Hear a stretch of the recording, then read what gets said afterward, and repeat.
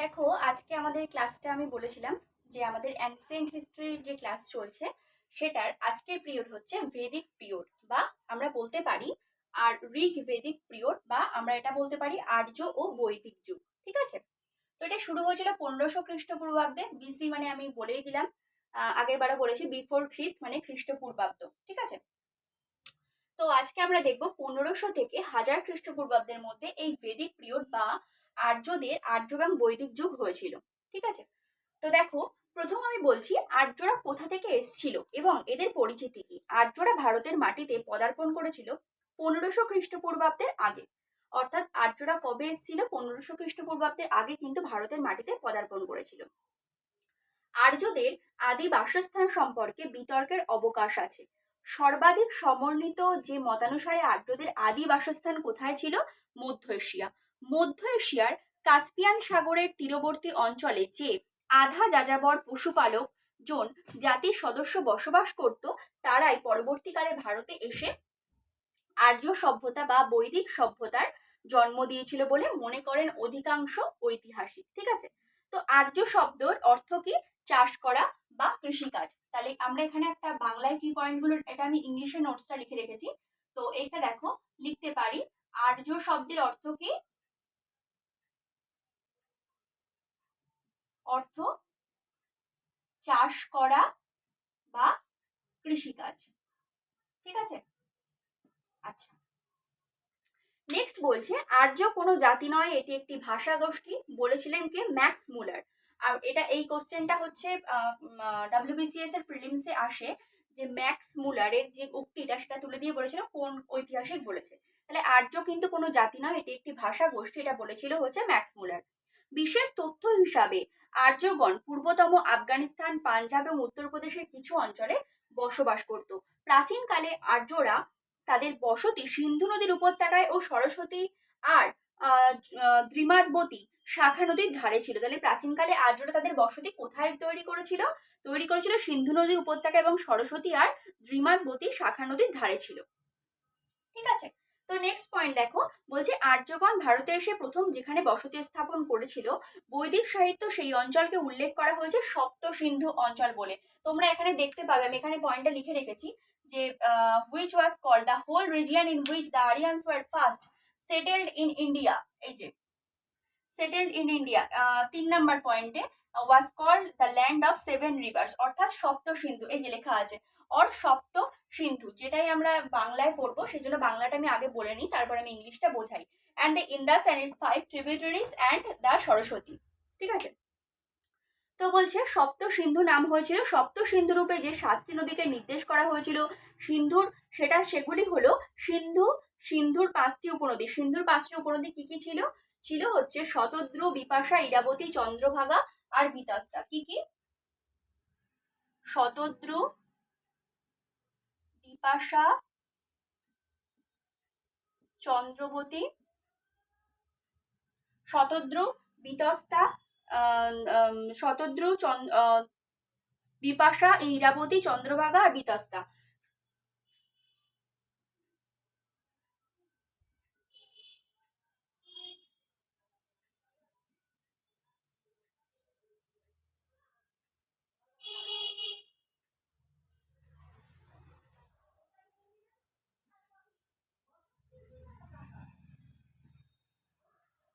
English আর Bengali notes মানে compilation হয়ে গেছে, তো সেই জন্য একটু স্পেলিং মিস্টেক হয়ে গেছে। যাই হোক, ঠিক করে দিয়েছে দেখো, শতদ্রু, বিপাশা, ইরাবতী, চন্দ্রভাগা ও বিতস্তা, এবং ছিল সরস্বতী। এই যেখানে লেখা আছে অ্যান্ড দ্য সরস্বতী রিভার। বর্তমানে পাঞ্জাবকেই অভিহিত করা হয় সপ্ত সিন্ধু অঞ্চল নামে। তাহলে কোন অঞ্চলকে সপ্ত সিন্ধু বলা হয়? বর্তমানে পাঞ্জাব অঞ্চলটাকে কিন্তু সপ্ত সিন্ধু বলা হয়। ঠিক আছে, তো এবার নেক্সট আছে দেখো, প্রাচীন তুরস্কের বোঘজকার শিলালিপিতে এশিয়া মাইনর, ট্র্যাকি, 4জন বৈদিক দেবতা ইন্দ্র, বরুণ, মিত্র এবং নাসত্তার নাম পাওয়া যায়, যা আর্যদের আদি বাসস্থান রূপে মধ্য এশিয়াকে নির্দেশ করে। তাহলে কি বলছে যে এই 4জনের নাম পাওয়া যায় এবং যারা কিন্তু আর্য রূপে এই মধ্য এশিয়াকে নির্দেশ করেছিল। ঠিক আছে, তো এবার বলছে ঋগ বা বৈদিক যুগের প্রারম্ভিক আরম্ভ। আমি বলেছি এখানে 1500 থেকে 1000 খ্রিস্টপূর্বাব্দের মধ্যে। তো বলছে আর্যদের আবির্ভাব হয়েছিল আশ্চর্য মানে উচ্চ জন্ম, আর ঋগ্বেদের সময় বেদ মানে হচ্ছে জ্ঞান। তাহলে আর্যদের আবির্ভাব হয়েছিল আশ্চর্য মানে হচ্ছে উচ্চ জন্ম, আর ঋগ্বেদের সময় বেদ মানে হচ্ছে জ্ঞান। ঠিক আছে, এরপর দেখো আর্যদের মূল উৎপত্তি। আমি এখানে এলাকা এবং তার থিওরিস্ট সে দুটোর এরকম একটা ছক বানাবে, মাঝখান দিকে দাগ করে এখানে এলাকা আর এখানে জাস্ট কে বলেছে থিওরিস্ট সেটা লিখে রাখো। ঠিক আছে, তো ফার্স্টে এলাকাতে তুমি এখানে পয়েন্ট করবে মধ্য এশিয়া ম্যাক্স মুলার, তিব্বত হচ্ছে Dayanand Saraswati, Pamir Mewar, Turkestan Herzfeld, Bactria J C Rhode, স্টিভস ব্রাইনস্টেইন। ঠিক আছে, এইভাবে ছক করে রাখবে যে কোন মহাদেশ অর্থাৎ এশিয়া মহাদেশ তার থিওরিস্টকে কি বলেছে, এইভাবে ছকটা করবে। প্লাস এই নোটসটা অবশ্যই তুলে নাও, আশা করি এতক্ষণে হয়েও গেছে।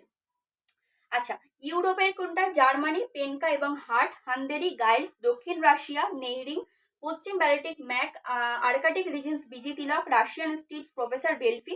এটা হচ্ছে সেম ভাবে এ করবে, এদিকে জার্মানি পেনকা এবং হার্ট, হাঙ্গেরি গাইলস, দক্ষিণ রাশিয়া নেহরিং, তারপর পশ্চিম ব্যালটিক এদিকে ম্যাক, আর্কাটিক রিজনস বিজি তিলক। আমার কথাটা স্টপ করে বা পজ করে তুমি জাস্ট শুনে ওটা লিখে নেবে। ঠিক আছে, রাশিয়ান স্টিভস প্রফেসর বেলফি, এইভাবে লিখবে। লেখার পরে নেক্সট আসবে ভারতে। ভারতে দেশের মধ্যে আছে মধ্য ভারত, মধ্য ভারতের এই সাইডে লিখবে রাজবলি পান্ডে, কাশ্মীর এলভি কর, সপ্ত সিন্ধু এসসি দাস, হিমালয় পাদদেশ পিটি লক্ষ্মীদাস শাস্ত্রী। এইভাবে লিখে নেবে, এটা হচ্ছে ইম্পর্টেন্ট ছকটা জাস্ট জেনে রাখার জন্য। এরপরে দেখো যেটা বলছি, মানুষ যারা ইন্দো আর্য সংস্কৃত ভাষায় কথা বলে তাদেরকে আর্য বলে। তাহলে আর্য কাদের বলে? যেসব মানুষ ইন্দো আর্য সংস্কৃত ভাষায় কথা বলে তাদেরকে আর্য বলে। তখনকার সময় সমাজটা ছিল পুরুষতান্ত্রিক, মহিলাদেরকে সম্মান এবং শ্রদ্ধার চোখে দেখা হতো। প্রাচীনকালে গৃহপালিত পশু পালন করাই তাদের প্রধান জীবিকা ছিল। দ্বিতীয় জীবিকা ছিল কৃষি। তাহলে প্রধান জীবিকা ছিল হচ্ছে পশুপালন, তারপরে ছিল কৃষি। এরাও ঘোড়ার পালন করতেন চড়ার জন্য। ঘোড়ার কেন পালন করতেন?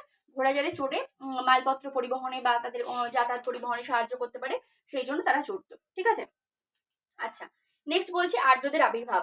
আর্য সিন্ধু উপত্যকাকে সপ্ত সিন্ধু বলে আখ্যা দেয়। আর্যরা সিন্ধু উপত্যকাকে কি বলতো? সপ্ত সিন্ধু। এই যে আমি লিখেছি 7 রিভার্স সপ্ত সিন্ধু। তো সপ্ত সিন্ধু মানে হচ্ছে 7 নদীর দেশ। এই যে call the land of 7 rivers, অর্থাৎ 7 নদীর দেশ বলা হয়। সিন্ধু নদী দিয়ে 7 নদী হয়, যার উল্লেখ আমরা ঋগ্বেদে কিন্তু পেয়ে থাকি। সরস্বতী বা যাকে আমরা নদী তনাকে পবিত্র নদী হিসাবে চিহ্নিত করা হয় ঋগ্বেদে, সরস্বতী নদীর নামকরণ করা হয় কিন্তু হরৌবতী বা হেমল্যান্ড নদী, দক্ষিণ আফগানিস্তানে যেটি অবস্থিত। ঠিক আছে, এবার আছে দ্রাবিড় সভ্যতা। জাস্ট ছোট একটা বক্স করবে এবং যতক্ষণ আমি বলছি দ্রাবিড় সভ্যতাকে একটি ছোট বক্স করে জাস্ট এরকম একটা ছোট মানে ছোট একটা এরকম বক্স করে দ্রাবিড় সভ্যতা বলে লিখে রাখো। ঠিক আছে, ছোট করে। তো প্রথম পয়েন্ট লিখবে, বিশ্বাস করা হয় যে আর্যদের ভারতে আসার আগে উত্তর এবং উত্তর পশ্চিম ভারতে বেশিরভাগ অংশ কিছু লোকের বসতি গড়ে ওঠা, যাহা দ্রাবিড় সভ্যতা নামে পরিচিত। ঠিক আছে, প্রথম পয়েন্ট লিখবে। সেকেন্ড লিখবে, আর্যদের আগমন পরে তাদের বিভিন্ন সমস্যার সম্মুখীন হতে হয় এবং তারা আস্তে আস্তে দক্ষিণ দিকে চলে গেছিল। তৃতীয় পয়েন্ট লিখবে, ভারতে তারাই প্রথম ছিল যারা নদীর জলকে নৌবিদ্যা এবং জলসেচের জন্য ব্যবহার করতো। তাহলে কারা প্রথমে এই কাজ করতো? দ্রাবিড় সভ্যতার লোকরা, অর্থাৎ ভারতে তারাই প্রথম ছিল যারা নদীর জলকে নৌবিদ্যা এবং জলসেচের কাজে কিন্তু ব্যবহার করতে পারতো। ঠিক আছে, ব্যাস এই 3টে পয়েন্ট হয়ে গেলে ক্লোজ করে দেবে বক্সটা। নেক্সট লিখবে এই বক্সটা। এবার আমরা আর্যতে আবার চলে আসি। দ্রাবিড় সভ্যতার ওই পর্যন্ত এই 3টে পয়েন্ট ইম্পর্টেন্ট ছিল, সেজন্য আমি বক্স করে লিখে রেখেছি। আর্যরা উপমহাদেশে 1500 খ্রিস্টপূর্বাব্দে আবির্ভাব ঘটে এবং তাদের সংঘর্ষ শুরু হয় আদিবাসীদের সাথে, যারা দাস এবং দস্যু নামে পরিচিত ছিল। এবারে দাস আর দস্যুর একটা পয়েন্ট করবে। দাস বলে এরকম ভাবে লিখবে, একটা লিখবে হচ্ছে ধরো দাস বলে একটা হাইপেন দেবে এবং নেক্সট দস্যু বলে লিখে হাইপেন দেবে। দাসে লিখবে প্রাচীন ইরান সাহিত্য এর উল্লেখ আছে যাদেরকে আর্য নামে জানা যায়, মানে লিখবে প্রাচীন ইরান সাহিত্যে এদের উল্লেখ আছে যাদেরকে আমরা আর্য নামে জানতে পারি। আর দস্যুতে লিখবে এরা আসল আদিবাসী যাদের দেশের ফালুস বা লিঙ্গম এর আরাধনা করতো। এরা হলো কি, যে দেশের আদিম অধিবাসী যারা ফালুস বা ব্র্যাকেটে লিখবে লিঙ্গমের অধীনে মানে আর কি আরাধনা করতো। ঠিক আছে, আচ্ছা এবারে কি করবে, সেম বক্স, এটা যেমন দ্রাবিড় সভ্যতা করেছিল তেমন সেম ছোট করে আর্য সভ্যতা করবে, আর্য বলে হেডিং করবে, করে বক্স করবে। এবার লিখবে দেখো, একদল ইন্দো ইউরোপিয়ান যারা পার্সি এবং ভারতে চলে আসে তাদেরকে কি বলে? আর্য বলে। একদল ইন্দো ইউরোপিয়ান যারা পার্সি এবং ভারতে চলে এসেছিল তাদেরকে হচ্ছে তোমার আর্য বলে। আর্যরা মধ্য এশিয়ার আসল আদিবাসী। তারা ভারতে এসেছিলেন 1500 খ্রিস্টপূর্বাব্দে, যদিও এটা নিয়ে তাদের মতান্তর, অনেকেরই মতান্তর আছে। বিকজ হিস্টোরিক্যাল মনে করবে প্রত্যেকটা জিনিসের আগে, এই জন্য আমরা প্রায় কথাটা ব্যবহার করি, মানে যে কারণ অনেক অনেক জিনিস আছে এখনো সেগুলো মানে কি বলবো, খনন কার্যের ভিত্তিতে এখনো তার প্রমাণ হওয়াতে বাকি আছে, সেই জন্য আমরা প্রায় কথাটা ব্যবহার করি। প্রায় কথাটা ব্যবহার করলে নাম্বারটা কম কাটে। আর এই যে পয়েন্টগুলো এই জন্য করতে বলছি যে যখন তুমি হচ্ছে ডেসক্রিপটিভ অ্যান্সার লিখবে হিস্ট্রিতে, ইউপিএসসির জন্য অবশ্যই, বা যাদের হচ্ছে হিস্ট্রি অপশনাল আছে তখন এই পয়েন্টগুলো ওখানে ইনক্লুড করে দিতে পারবে। আচ্ছা, নেক্সট দেখো, তারা ভারত এসেছিলেন 1500 খ্রিস্টপূর্বাব্দে, যদিও এটা নিয়ে মতান্তর আছে। সেই জায়গায় আর্যরা এসে ভারতে নিজের আস্তানা গড়ে তুলেছিলেন, তাকে সপ্তসিন্ধু বা ব্রহ্মার্ত বলা হয়, ব্রহ্মাবর্ত বলা হয়। আচ্ছা, এটাও আমি লিখেছি, এই যে লেখা আছে এখানে, Bharat king of Tibetans and the Saraswati, প্রত্যেকটা এখানে মোটামুটি লেখা আছে, বাদ বাকিগুলো আমি বলে দিচ্ছি, 4টে পয়েন্ট এখানে লেখা আছে, ঠিক আছে। আচ্ছা, আর্যরা ভারতে নিজেদের জায়গা করে নেয় দাস এবং দস্যু আদিবাসীদের হারিয়ে, কারণ দাস আর দস্যু আদিবাসীরাকে মনে করা হতো, যে আমি বললাম যে প্রাচীন, একদম প্রাচীনকালে তারা আদিবাসী ছিল, সেই জন্য এদেরকে হারিয়ে আর্যরা জায়গা করে নিয়েছিল। তো সেই সময় আর্যরা প্রথম ভারতে এসে বসতি স্থাপন করে, এবং সেই সময়টাকে কিন্তু প্রারম্ভিক বৈদিক যুগ বলে। এটা হচ্ছে ভেরি ভেরি ইম্পর্টেন্ট কোশ্চেন, যে প্রারম্ভিক বৈদিক যুগের সূচনাটা কোথায়, যে সময় ভারতে এসে প্রথম আর্যরা বসতি স্থাপন করেছিল, ঠিক সেই সময়টাতে কিন্তু প্রারম্ভিক বৈদিক যুগ বলা হয়, যেটা শুরু হয়েছিল 1500 থেকে 1000 খ্রিস্টপূর্বাব্দের মধ্যে, ঠিক আছে। তো এই বলছে আর্যরা ছড়িয়ে যায় ইন্দো, যেখানে ইন্দো গাঙ্গেয় অর্থাৎ সমভূমিতে, সেখানে সমতলে পরবর্তী বৈদিক কালে, এবং এই জায়গার নাম হয় কিন্তু আর্যাবর্ত, সেটাও কিন্তু একই খ্রিস্টপূর্বাব্দে, অর্থাৎ 1000 থেকে 500 খ্রিস্টপূর্বাব্দের মধ্যে, ঠিক আছে।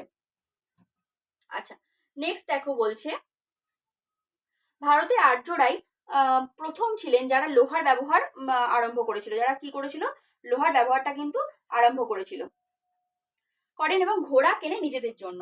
আর্য প্রধান যাদেরকে বলে বশীভূত করেছেন, তাকে ক্রসদস্যু, যারা দাসত্বের প্রতি নরম কিন্তু দাসদের প্রতি কঠোর, তাদেরকে বলা হতো ক্রসদস্যু, ঠিক আছে।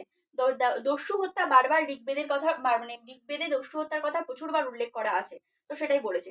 আর্যরা সব জায়গায় জয়লাভ করে কারণ তাদের ঘোড়ায় টানা রথ এবং উন্নত অস্ত্রের জন্য। তারা সব জায়গায় জয়লাভ করেছিল কেন, ঘোড়ায় টানা রথ এবং উন্নত অস্ত্র তাদের কাছে ছিল বলে।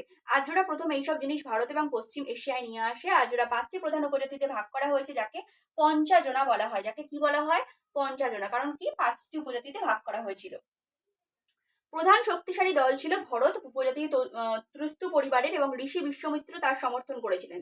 10টা রাজার যুদ্ধ হয়েছিল পারুসানি রাভি নদীর তীরে। 10টা রাজার যুদ্ধ কোথায় হয়েছিল, পারুসানি রাভি নদীর তীরে, ঠিক আছে। ভরত উপজাতি জয়লাভ করেন, এবং পুরু পরাজিত উপজাতির মধ্যে সব থেকে শক্তিশালী সাথে হাত মিলিয়েছে, এবং এই নতুন শাসক উপজাতির নাম হচ্ছে পুরু। ভারতবর্ষের নামকরণ ভরত উপজাতির নামের উপর হয়, এই এবং এটার উল্লেখ আমরা ঋগ্বেদেও পেয়েছি। এবার বলছে আদি বৈদিক যুগ, অর্থাৎ আদি বৈদিক যুগ, যেটা আমি বললাম যে 1500 খ্রিস্টপূর্বাব্দ থেকে যে 1000 খ্রিস্টপূর্বাব্দে শুরু হয়েছিল, সেটা স্টার্ট হচ্ছে। এই সময় আর্যগণ ভারতে প্রবেশ করে উত্তর ভারতের সমভূমির বিভিন্ন অঞ্চলে ছড়িয়ে পড়ে। 1816 সালে বৈদিক যুগে ভাষা ও সংস্কৃতির সাথে ইউরোপের ধ্রুপদী ভাষ্যগুলির মধ্যে সম্পর্ক প্রতিষ্ঠান করেন কে, ফ্রান্স বো। বৈদিক সংস্কৃতির মূল ভিত্তি ছিল বেদ, এটা লিখে রাখবে, বৈদিক সংস্কৃতির মূল ভিত্তি ছিল বেদ। বেদ শব্দের অর্থ হচ্ছে জ্ঞান। যেগুলো লেখার মতো, যে পয়েন্টগুলো সেগুলো আমি বলে দিচ্ছি, সেগুলোকে লিখে রাখো, বাদ বাকিগুলোকে জাস্ট গল্পের মতো করে শোনো, তাহলে বুঝতে পারবে মানে অ্যাকচুয়ালি কার সাথে কি রিলেশন এবং কিভাবে কি হচ্ছে। প্রথমে বেদ লিপিবদ্ধ করা নিষিদ্ধ ছিল। বেদের শ্লোকগুলি গুরুর কণ্ঠে উচ্চারিত হতো, এবং শিষ্যগণ সেটি শুনে শুনে মনে রাখতো, আমরা ছোটবেলায় পড়েছি। তাই বেদের অপর নাম শ্রুতি। এটি অন্যের থেকে আলাদা মনে রাখা, তাই সেটা হচ্ছে স্মৃতি। নেক্সট বলছে বিশ্বাস করা হতো যে বেদের শ্লোকগুলি মনুষ্য রচিত নয়, ঈশ্বরের প্রদত্ত, মানে বেদে যে শ্লোকগুলি আছে সেগুলো মানুষ রচনা করেনি, সেগুলো স্বয়ং ঈশ্বর রচনা করেছেন। এই কারণে বেদের অপর একটি নাম ছিল অপৌরুষেয়, ওটা লিখে রাখবে, যে বেদের অপর একটি নাম ছিল অপৌরুষেয় বা পুরুষের সৃষ্ট নয়, যেটি। মোট 4টি বেদ ছিল, লিখে রাখবে, ঋক, সাম, যজু, অথর্ব। আচ্ছা, বেদে স্তবগান, প্রার্থনা, কবচ, বলিদান সবকিছু সংকলিত ছিল, এটাও লিখে রাখবে। বেদে কি কি ছিল, স্তবগান, প্রার্থনা, কবচ, বলিদান সবকিছু সংকলিত ছিল। এবার পয়েন্ট করবে অর্থনীতি। অর্থনীতি পয়েন্টটা টোটালটাই লিখে রাখবে, সমাজটা লিখতে হবে না, আবার যে রাজনৈতিক জীবনটা লিখতে হবে। তো অর্থনীতি পয়েন্টে ফার্স্ট লেখো, কৃষি ও পশুপালনের মিশ্র অর্থনীতি ছিল এই সময়। কৃষির প্রচলন থাকলে পশুপালন ছিল কিন্তু প্রধান জীবিকা। গরু ছিল অত্যন্ত গুরুত্বপূর্ণ সম্পদ। প্রতিপক্ষের গোসম্পদ দখলের উদ্দেশ্যে যুদ্ধ হতো। গরুর প্রায় সমান গুরুত্বপূর্ণ অপর একটি পশু সম্পদ ছিল ঘোড়া, অর্থাৎ গরু যতটা গুরুত্বপূর্ণ ঘোড়াও কিন্তু ততটা গুরুত্বপূর্ণ ছিল। দ্রব্য বিনিময়ের মাধ্যমে রূপেও হচ্ছে তোমার গরুও কিন্তু রূপ হিসেবে ব্যবহৃত হতো, অর্থাৎ গরুকেও বিনিময় করতো। সময় পরিমাপের একক ছিল গোধূলি, এটা লিখে রাখবে, এবং দূরত্বের একক ছিল হলো গাভূতি, গয়াকার ভয়স্য ভয় দীর্ঘ জফলা তয়হস্যি, গাভূতি। আচ্ছা, সমাজটা শোনো, সমাজটা লিখতে হবে না, অর্থনীতিটা ইম্পর্টেন্ট ছিল তাই জন্য লিখে রাখতে বললাম। আদি বৈদিক যুগে বিভিন্ন সামাজিক পরিবর্তনের সূচনা হয়। বর্ণের ধারণা পাত্র প্রকাশ করে, বিবাহ সংক্রান্ত বিধিনিষেধ করা হতে শুরু করেছিল। সমাজ বিভক্ত ছিল বিভিন্ন শ্রেণীতে, ব্রাহ্মণ এবং ক্ষত্রিয় ছিল, বৈশ্য শূদ্রের তুলনায় উচ্চতর শ্রেণী, ঠিক আছে। স্বাভাবিকভাবে ব্রাহ্মণ তো উচ্চতর শ্রেণী, বৈশ্য আর শূদ্র তো অনেক নিচু, সেজন্য তাদের তুলনায় ব্রাহ্মণরা উচ্চ শ্রেণীতেই থাকবে। আদি ঋগ্বৈদিক যুগে পরিবার ছিল কিন্তু পুরুষতান্ত্রিক, অর্থাৎ পুরুষরা যেটা বলতো সেটাই হতো। তো বলছে পুত্র সন্তান লাভের জন্য জনগণ আবার প্রার্থনাও করতো যে পুত্র সন্তান যেন হয়। ঠিক আছে, তো রাজনৈতিক জীবনের মধ্যে কিছু কিছু পয়েন্ট লিখতে হবে, সেগুলো আমি বলে দিচ্ছি, বাট বাদ বাকিটা লিখতে হবে না। উপজাতি গোষ্ঠীগুলি দলবদ্ধরূপে বসবাস করত। প্রত্যেকটি দল পরিচিত ছিল জন নামক স্বাধীন রাজনৈতিক শক্তিরূপে এবং রাজনীতির ধরন ছিল রাজতান্ত্রিক। তো তুমি এটা লিখবে, প্রত্যেকটি দল পরিচিত ছিল জন নামক বর্গীজ দন্তান্ন জন বলে একটা জাস্ট সিঙ্গেল ইনভার্টেড কমার মধ্যে রেখে নামক স্বাধীন রাজনৈতিক শক্তিরূপে এবং রাজনীতির ধরন ছিল কিন্তু রাজতান্ত্রিক, অর্থাৎ রাজাই শাসন করত। প্রত্যেকটি জনের প্রধান ছিলেন একজন রাজা, তো ওটাও লিখে রাখবে, প্রত্যেকটি জনের একজন প্রধান ছিলেন রাজা। তিনি সক্রিয় থাকতেন জনের সদস্যগণ তাদের পশুপদ রক্ষায়। রাজা নির্বাচিত হতেন সমিতি নামক উপজাতি পরিষদ দ্বারা। প্রত্যেকটি জন বিভাজিত ছিল কয়েকটি বিশে এবং কয়েকটি বিশ কয়েকটি গ্রামে। এটা লিখে রাখবে, প্রত্যেকটি জন বিভাজিত ছিল কয়েকটি বিশে এবং প্রত্যেকটি বিশে কিন্তু কয়েকটি গ্রামে।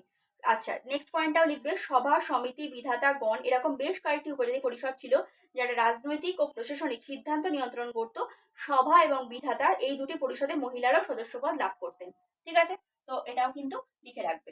আচ্ছা, নেক্সট বলছি, সভা ও সমিতি ছিল উপজাতি পরিষদগুলির মধ্যে সর্বাধিক গুরুত্বপূর্ণ। সমিতি ছিল জ্ঞানের জাতীয় পরিষদ, এটা লিখবে, এবং সভা ছিল বয়স্কদের সভা। তাহলে সমিতি কি ছিল? জ্ঞানের জাতীয় পরিষদ, এবং সভাটা হচ্ছে বয়স্কদের সভা। নেক্সট লিখবে, রাজাকে তারা কাজে সাহায্য করতেন এবং একজন পুরোহিত ধর্মীয় বিষয়ে পরামর্শদাতা এবং একজন সেনানী বা সেনাপ্রধান। তাহলে রাজাকে কারা সাহায্য করতেন? পুরোহিত ধর্মীয় বিষয়ে পরামর্শ দিতেন, এবং একজন সেনানী অর্থাৎ সেনাপ্রধান তিনি যুদ্ধ পরিচালনা বা রাজকার্য শাসনের পরিচালনার জন্য পরামর্শ দিতেন। তো নেক্সট আছে ধর্মীয় জীবন এবং বিভিন্ন দেবদেবী, এটা একটু পয়েন্ট করো, কারণ তখনকার দিনে দেবদেবীটাও একটু জানাটা ইম্পর্টেন্ট আছে। বিভিন্ন প্রাকৃতিক শক্তির পূজা করা হতো। মূর্তি পূজা বা মন্দিরের কিন্তু কোনো অস্তিত্ব ছিল না। ধর্মীয় আচার অনুষ্ঠান আয়োজিত হতো একদম খোলা পরিবেশে, অর্থাৎ উন্মুক্ত পরিবেশে।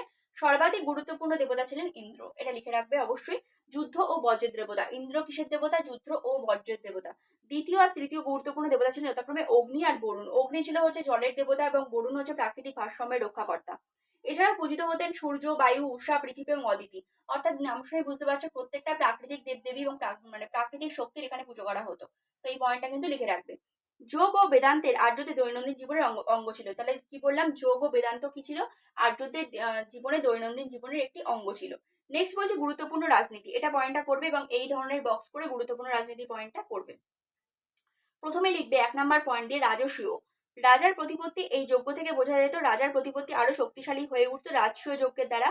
রাজা এই রাজস্বীয় যজ্ঞ করতেন যাতে তার ক্ষমতা আরো বাড়ে, অর্থাৎ রাজস্বীয় যজ্ঞ কেন করাতেন রাজা? তার ক্ষমতা, প্রভাব, প্রতিপত্তি আরো যাতে বাড়ে সেই জন্য। এরপরে লিখবে অশ্বমেধ, এগুলো কিন্তু সব যজ্ঞের নাম, ঠিক আছে? তো সেই জন্যই হচ্ছে কেন করতো বা কি জন্য প্রতিযোগিতা করতো, কি হতো সেটাই অশ্বমেধ বলে লিখবে। সেকেন্ড পয়েন্ট, অশ্বমেধ হচ্ছে ঘোড়া কিছু রাজ্য দিয়ে ঘুরে বেড়াবে, যদি সেটি কারোর কাছ থেকে কোনো বাধা না পেয়ে ঘুরে বেড়ায়, তাহলে সেই ঘোড়াকে যে রাজা বিভিন্ন রাজ্যে ভ্রমণের জন্য ছেড়েছে সেই সব রাজ্যের রাজার প্রভাব ও নিয়ন্ত্রণ কতটা তা বোঝা যেত। ঠিক আছে, এটা জাস্ট একটা ট্রিক্স বলতে পারো তখনকার দিনে। নেক্সট হচ্ছে বাজপেয়। বাজপেয় কি? বাজপেয় 4 চাকার রথের দৌড় প্রতিযোগিতা, সেটি রাজা লড়তেন তার জাতি আর আত্মীয়দের সঙ্গে। রাজাই এই প্রতিযোগিতাটা মেনলি জিততো। তো এটাও 3 নাম্বার পয়েন্ট করে লিখে রাখবে জাস্ট জানার জন্য। আচ্ছা, তাহলে আমরা আদি বৈদিক যুগ দেখলাম 1500 থেকে 500 হাজার খ্রিস্টপূর্বাব্দ। এবার আমরা দেখব আদি বৈদিক যুগের পরবর্তী পয়েন্ট পরবর্তী বৈদিক যুগ, সেটা শুরু হবে 1000 থেকে 500 খ্রিস্টপূর্বাব্দের মধ্যে। ঠিক আছে, পরবর্তী বৈদিক যুগে যেটা হয়েছিল দেখো, কৃষিভিত্তিক অর্থনীতি আত্মপ্রকাশ করেছিল। পশুপালন বিশেষত গবাদি পশু পালনের গুরুত্ব হ্রাস পেয়েছিল আস্তে আস্তে। ভূমি ও তার সুরক্ষার বিষয়টি ক্রমশ কিন্তু গুরুত্বপূর্ণ হয়ে ওঠে। তার ফলে বৃহৎ বৃহৎ রাজত্ব প্রকাশ করে। রাজার ক্ষমতা বৃদ্ধি পায়। রাজারা রাজ্য, বিশ্বজানা, একরাট, সম্রাট, অহিলা ভুবনপতি, পৃথিবীর অধীশ্বর ইত্যাদি উপাধি কিন্তু গ্রহণ করতেন। এটা কিন্তু পয়েন্টগুলো লিখে রাখবে 1 2 3 করে, যেহেতু আমাদের আদি বৈদিক যুগ যেটা ছিল সেটা শেষ হয়ে গেছে এবং আমরা শুরু করেছি পরবর্তী বৈদিক যুগে। তো নেক্সট পয়েন্ট যেটা বলছি শোনো, পুরোহিত, সেনানী, গ্রামণীর সাথে আরো বহু গুরুত্বপূর্ণ নতুন প্রশাসনিক পদের সূচনা হয়, যার মধ্যে অন্যতম ছিল কর সংগ্রহকারী বা যে ট্যাক্স নিত তখনকার দিনে, এবং ছিল কি রাজদূত। ঠিক আছে, প্রশাসনের নিম্ন স্তরে প্রশাসনিক দায়িত্ব পালন করত গ্রামীণ পরিষদগুলি। সভা ও সমিতির গুরুত্ব ও ক্ষমতা কিন্তু পরপর হ্রাস পেয়েছিল। এই সময় আর্যরা পাঞ্জাব থেকে গঙ্গা, যমুনা, দোয়াব সহ সমগ্র উত্তরপ্রদেশে ছড়িয়ে পড়ে। দোয়াবের উপরের অংশে কুরুদের দখল কায়েম হয়েছিল আর তারা হস্তিনাপুরে রাজধানী স্থাপন করে। প্রত্যেকটা পয়েন্ট লিখবে। এই কুরু রাজবংশের কথাই উল্লেখিত হয়েছে মহাভারতের কুরুক্ষেত্র যুদ্ধে। লোহা পাওয়া গেছিল কোথায়? ধরওয়ার জেলায়, কর্ণাটকে অবস্থিত, এবং গান্ধারে। তো বলছে কৃষিকার্য কৃষিচাষ জীবনযাপনের জন্য প্রধান জীবিকা ছিল, তাই সবাই পশুপালনের থেকে কৃষিচাষকে জীবিকা হিসেবে বেছে নিয়েছিল। লোহাকে বলা হতো শ্যাম বা কৃষ্ণ, কারণ লোহা যেহেতু কালো ধাতু, সেই জন্য পাশে ব্র্যাকেটে জাস্ট কালো ধাতুটা লিখে রাখবে। কাঠের লাঙল ব্যবহারের প্রচলন হয়। চাল ও গম ছিল কিন্তু মুখ্য শস্য, আর চালকে বলা হতো ব্রীহি। এটা কিন্তু পরে পরীক্ষায় যে চালকে কি বলা হতো, ব্রীহি বলা হতো। এবং পরবর্তী বৈদিক যুগের মুখ্য শস্য কি ছিল, চাল ও গম।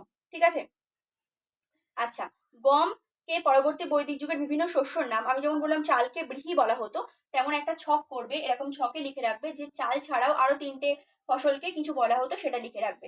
শোনো, গমকে বলা হতো হচ্ছে গোধুমা, আর বার্লিকে বলা হতো জব, চালকে বলা হতো ব্রীহি, আর আখকে বলা হতো ইক্ষু। এই 4টে জাস্ট লিখে রাখবে জানার জন্য, যদি শর্ট কোশ্চেন দিয়ে দেয়।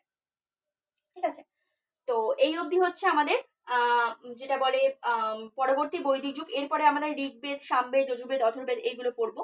তো সেগুলো শুরু করার আগে আমি আমার নোটসটা একটু দিয়ে দিই। যে 4টে লেখা আছে সেটা আগে দেখো, তারপর আমি বাদ বাকিগুলো লিখে কমপ্লিট করে দিচ্ছি। Vedic civilization started with the migration of Aryan people, অর্থাৎ আর্যদের people in northwestern part of India.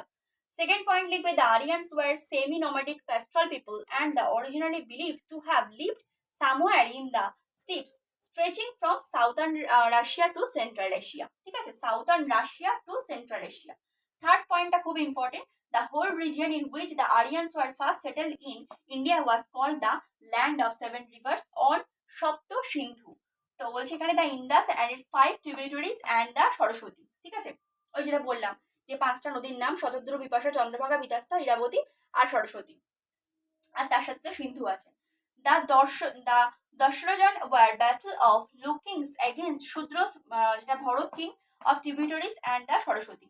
তো এই পর্যন্ত হচ্ছে 4টে পয়েন্ট হয়ে গেছে। নেক্সট পয়েন্ট আমি লিখছি, নেক্সট পয়েন্ট লিখে এটা কমপ্লিট করে তারপরে আমরা যাব হচ্ছে ঋগ্বেদে।